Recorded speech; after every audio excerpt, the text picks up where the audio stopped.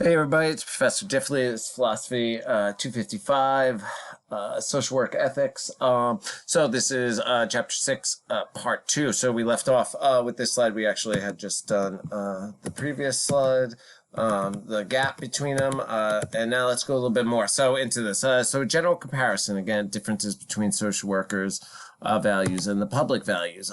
Studies have argued that these following things are true, that social workers are more likely to, one, be Democrats politically, other things, more socially liberal, so more open to diversity. I think this is generally what they mean here. Different views, be open to, I guess, diversity and everybody being accepted. That would be a view here. Other things, value spending money, government money on social welfare over military expenditure. So that means, helping the poor, helping veterans, helping the those with mental disabilities or mental illness, that sort of thing. Essentially saying we should spend more money on ourselves than on the military. At least that's what this would argue. They are more focused on urban life and conditions than over rural areas.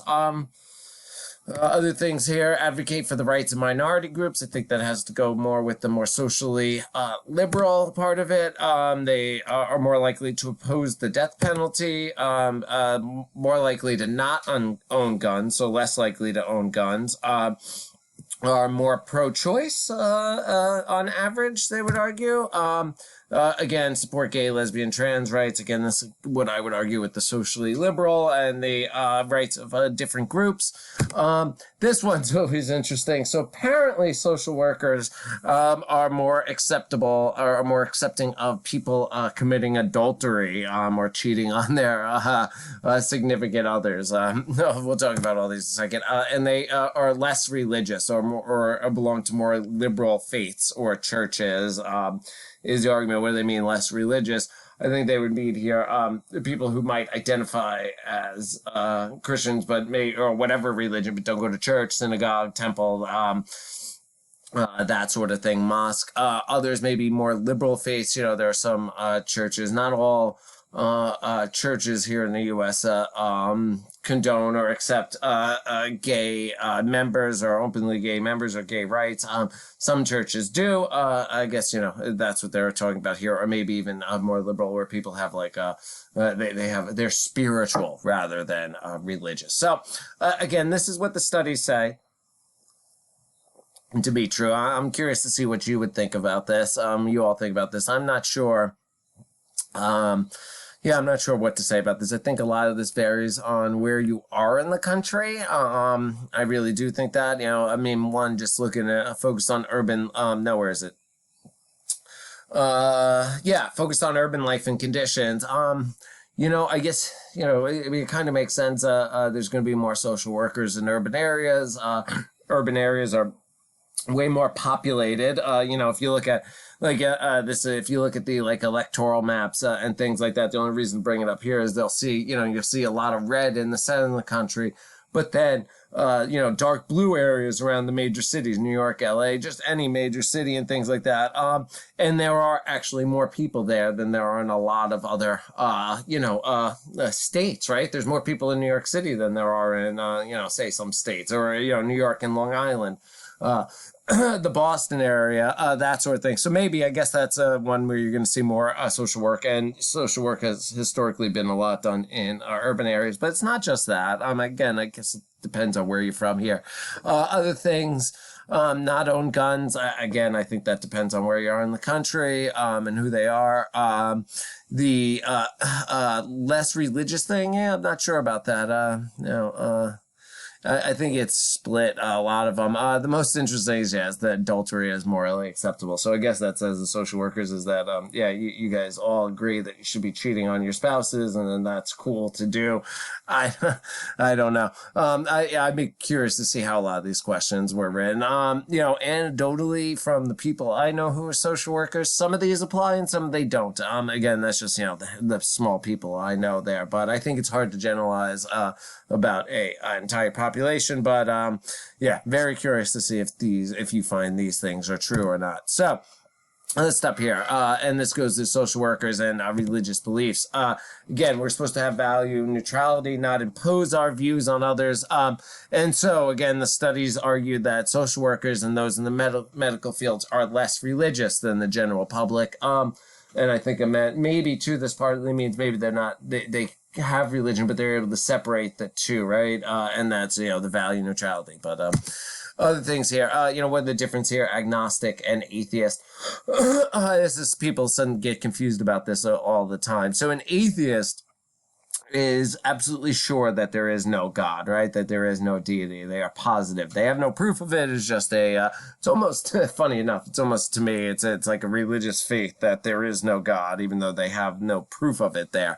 Agnostics are different. People get them again confused. Agnostics, often, two ways like this. Agnostics are unsure whether there is a God. That is one way of defining it. Another way of defining it, which is closer to the true meaning of it, is agnostics say, there's no fighting about or discussing religion and belief in God or, the ways of a divine being are fruitless and pointless. Why? Because we can never figure it. We'll never know it, right? There's nothing you could do. My conception of God and your conception of God, they are both equally valid in the sense that I couldn't convince you with my views and arguments, and you probably can convince me. So there is no point, right? Because it's a matter of faith.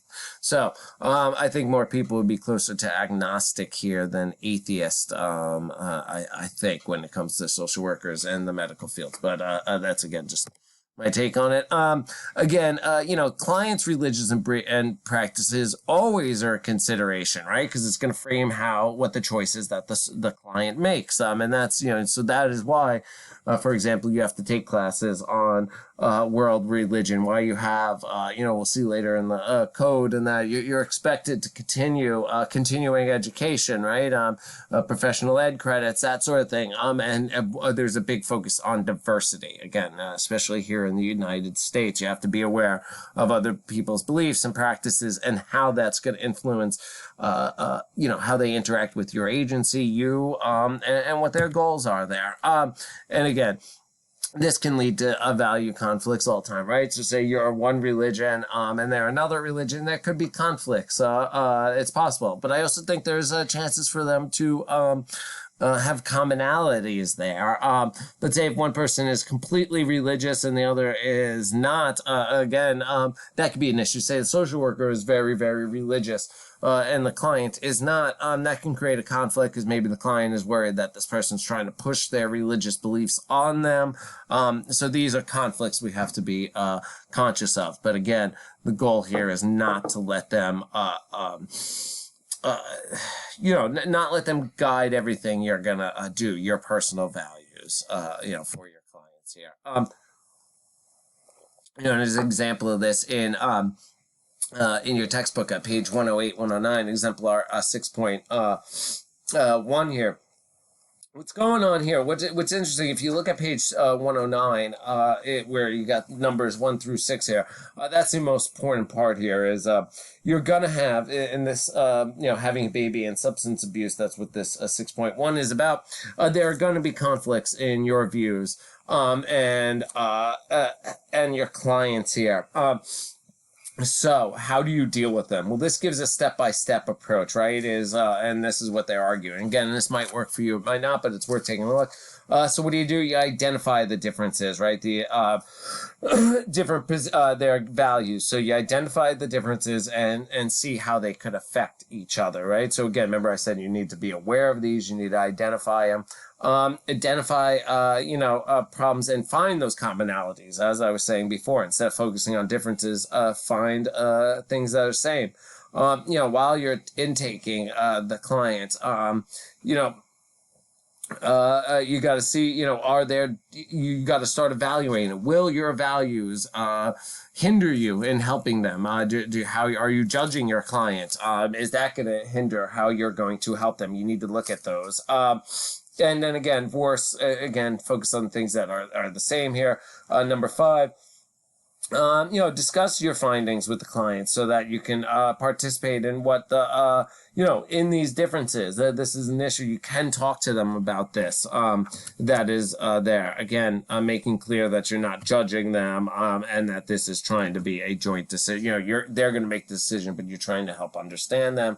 And again, the final thing is a joint decision, right? Whether or not you should continue or if the gap between you is too much. You should continue, but really here you're going to run into things and to people in situations where you're going to look at them and say that is wrong, but you're going to have to get past that. Remember that the client is there for you to help them. You can't just judge them and hold that against them. You have to be able to put it out of your mind. Again, how do you do it? Practice. There's no easy ways to say this. There's no magic bullet. Unfortunately, there's no magic. You can go through the steps like they have here, which I do think are helpful on page 109, but there's no magic bullet, no perfect solution for all this. And we talked about again why you should be value neutral. So what we're going to look at in this slide next is the pros and cons of this. So arguments for value neutrality is that, again, there is we live in a pluralistic society. There is no absolute right or wrong. We all have different backgrounds and different views. So this is more to ethical relativism, right, or cultural relativism. That's the argument for neutrality. And also, what is normal, right?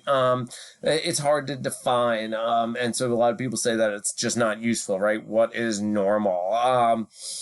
But then again, there are standards that say, right, this is what we expect of people. Normal is, again, using the addict thing. If we're saying addiction is bad and wrong, and it needs to be treated and fixed in that sense, then, the norm would be not addiction, I guess, is the view here. But again, just trying to say, what is normal? Again, it's subjective to say the least.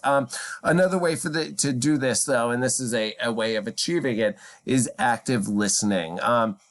Again, you listen to your clients, but you're not judging them, and you're not, you're not saying, you're not judging them. So you're not coming out, you're not giving tells on that you disapprove of their actions, that sort of thing. So you're listening to them, but you're not judging them. You're actively taking it, but you're also actively reserving your judgment and working on not imposing your views. But there's also criticisms of this, right? Value neutrality, it's unrealistic. We all have values. Part of the, everybody has what they believe is right or wrong, and to ignore those seems unrealistic, right? Now, I would say this about that. Yeah, it might be unrealistic to achieve it all the time, but it's still a worthy goal, right? Just because you can't do it perfectly doesn't mean you shouldn't try there. It also, why? Well, you're supposed to be hold values higher, and you're supposed to be role models of what is the good or what is the right way to live, and so you're supposed to be modeling these. These are some of the arguments here. Other argument is criticisms of value neutrality is it can cause damage. If you're going and tell your client there's nothing wrong with they're doing and they're doing some self-destructive behavior, then that's a problem, because it almost seems like you're condoning it by not saying it's wrong, by just being neutral. That can cause damage. You have to be able to point out actions or patterns and behaviors that are dangerous or, very, very harmful to the client. Again, self-destructive or other destructive acts. You got to be able to distinguish between what's functional, what's dysfunctional, what's pathological conduct, right? Again, just because you want to be silent, sometimes that can take that as a lack of objections as approval of conduct. And that is, something you don't want to do. Again, silence isn't approval, but if you're not saying something, some people could read it that way. Another part to that too is why this is also unrealistic is we all have facial cues, right? You need a good poker face so that when you're doing this, so that you don't give it away, the look on your face when you're appalled or upset or dislike something that you're seeing there. Okay, so we only got a couple slides left, and so we are going to finish the value imposition here in video 3, the last video there. So we left off on this, the criticisms. We'll start video 3 here, value imposition. All right, thank you.